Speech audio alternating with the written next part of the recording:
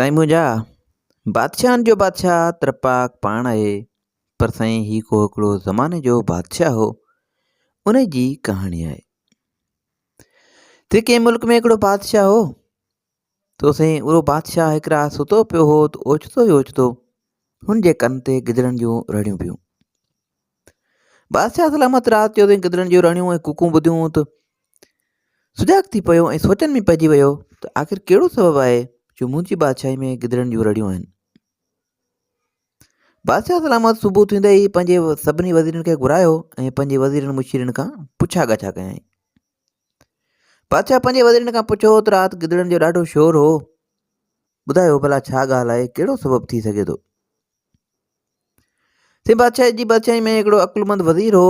तंहिं सोच वीचार करे जवाबु ॾिनो त बादशाह सलामत, मूंखे लॻे थो त गिदड़नि खे खाद खुराक जी का कमी आहे। उन करे पिया फ़रियाद कनि त वक़्तु जो बादशाह असां लाइ को खाद खुराक जो बंदोबस्तु कयो। साईं अकुलमंद वज़ीर जी इन ॻाल्हि में अकुलमंदी सां गॾु लालच पिणु शामिल हुई ऐं बादशाह साईं उन जी ॻाल्हि ॿुधी हिकदमि हुकुम जारी कयो त उन्हनि गिदड़नि जे खाधे पीते जो बंदोबस्तु कयो वञे। साईं बादशाह जे हुकुम जी देरि हुई। साईं गिदड़नि जे खाधे पीते जो बंदोबस्तु कयो हुयो। उन वज़ीर छा कयो जो उहो माल उतां खणाए बादशाह मां उन साईं बंगले मां महिलात मां खणाए उहो माल कुझु पंहिंजे घर मोकिलियईं ऐं बाक़ी कुझु ॼाण सुञाण वारनि दोस्तनि रिश्तेदारनि में उहो विराए छॾियईं। साईं वज़ीर लालच में पइजी वियो ऐं बादशाह सोचियो त हाणे कमु थी वियो हूंदो। साईं ईंदड़ राति वरी साॻियां आवाज़ अचणु लॻा। राति थी बादशाह सुधो ॿुधईं त आवाज़ साॻियां पिया अचनि। बादशाह सलामत जे ज़हन में थी साॻियो सुवालु उभरी आयो त भला इहे बेज़बाननि जो अॼु रड़ियूं छो आहिनि। सुबुह थी ई बादशाह सलामत साॻी वज़ीर खां पुछियो त छा कल्ह तो मुंहिंजो मोकिलियल सामान नाहे पहुचायो। बादशाह सलामत खे वज़ीर जवाबु ॾिनो त बादशाह साईं तव्हांजो मोकिलियल समूरो सामान मोकिले छॾियो आहे। बादशाह पुछियो त भला पोइ शोर छा लाइ पिया कनि, छा लाइ रड़ियूं आहिनि। बादशाह सलामत खे वज़ीर जवाबु ॾिनो त साईं मुंहिंजा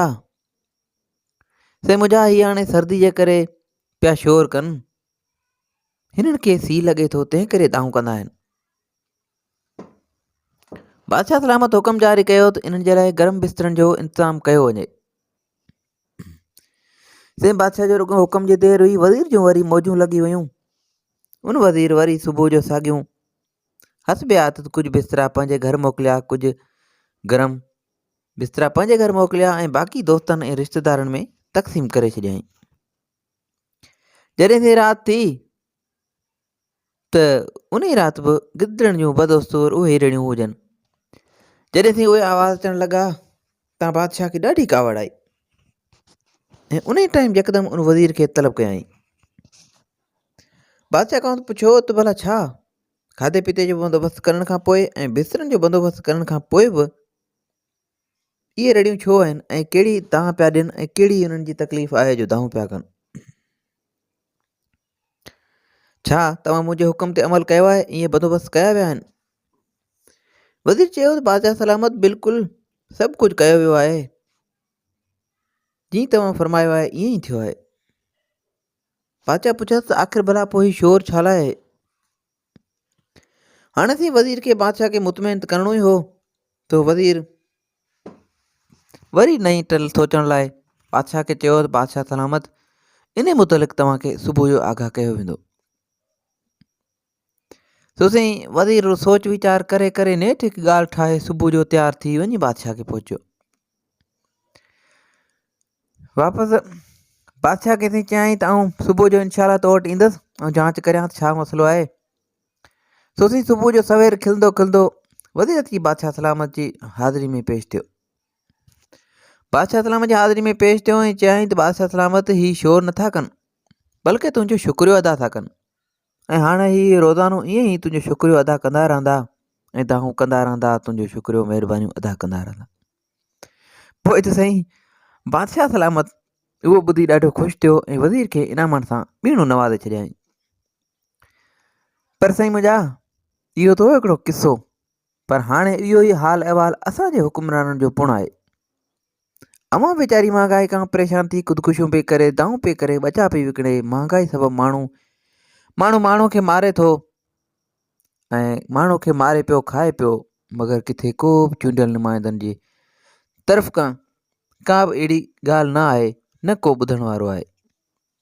ऐं चूंडियल नुमाइंदनि खां जॾहिं को पुछाणो कयो वञे थो त हुननि जे तरफ़ां ओके जी रिपोर्ट ॾिनी पई वञे ऐं मुल्क जो वाघ धणी जेको वक़्तनि में बदिलबा रहिया आहिनि, मुख़्तलिफ़ वक़्तनि ते बदिलंदड़ वज़ीर मुशीर मुल्क जे वाघ धणियुनि खे इहो चई मुतमिन पिया कनि त साईं सभु कुझु ओके आहे ऐं हीउ तव्हांजो शुक्रियो अदा था कनि।